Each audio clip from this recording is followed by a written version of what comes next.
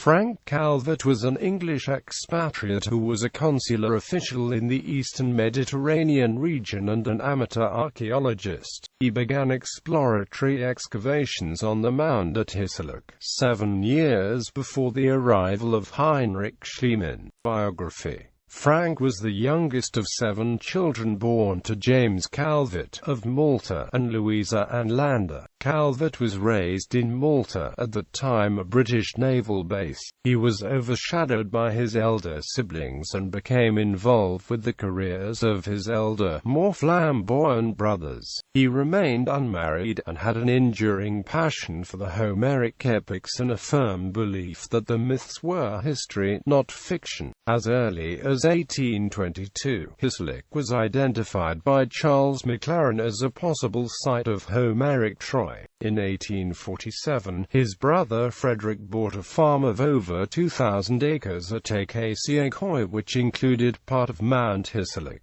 This was to be a momentous acquisition.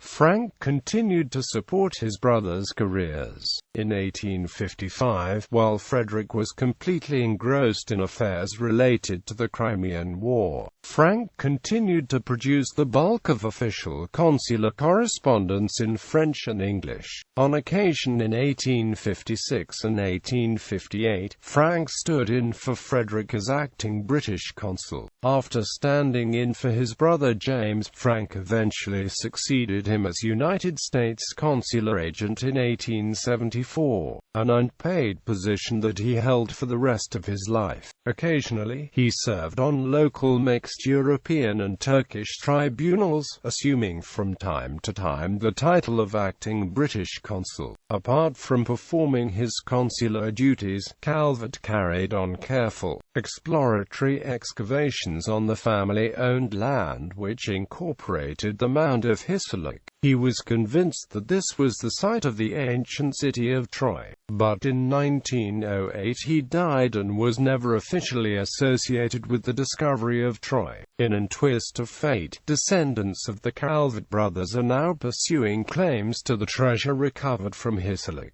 Troy. In the field of archaeology, Calvert has been a mere shadow compared to his partner Heinrich Schliemann, who was later accused of manipulating and taking advantage of Calvert. Schliemann had a significantly larger budget than Calvert, and frequently used it to his advantage. Calvert was also shy about his educational experience because he was self-taught. At an early age he began visiting ancient sites, understanding different cultures and learning how they lived. In his teens he visited sites such as Corfu, Athens, Egypt, Brindisi and others, but he mostly stayed in the Troad, the region of Asia Minor believed to have been under Trojan rule. At the time Schliemann began excavating in Turkey, the site commonly believed to be Troy was at Pınarbaşı, a hilltop at the south end of the Trojan plain. Schliemann performed soundings at Pınarbaşı, but was disappointed by his findings. Schliemann did not know where to look for Troy and was about to give up his exploration altogether. It was not until Calvert suggested excavating the mound of Hisarlik that Schliemann made any moves to dig at the site. Calvert had already searched in the mound, but he never made it down to the Bronze Age layers. Still, he was determined Troy was buried somewhere within the mound. Schliemann and Calvert found not only the possible site of Troy but thousands of artifacts such as diadems of woven gold, rings, bracelets, intricate earrings and necklaces, buttons, belts and brooches, as well as anthropomorphic figures, bowls and vessels for perfumed oils. In 1996, American and British heirs to Calvert sought ownership of a portion of the treasure found by Schliemann on Calvert's land. Media. Calvert's work on Troy is mentioned in the 1985 BBC TV series In Search of the Trojan War, written and presented by Michael Wood.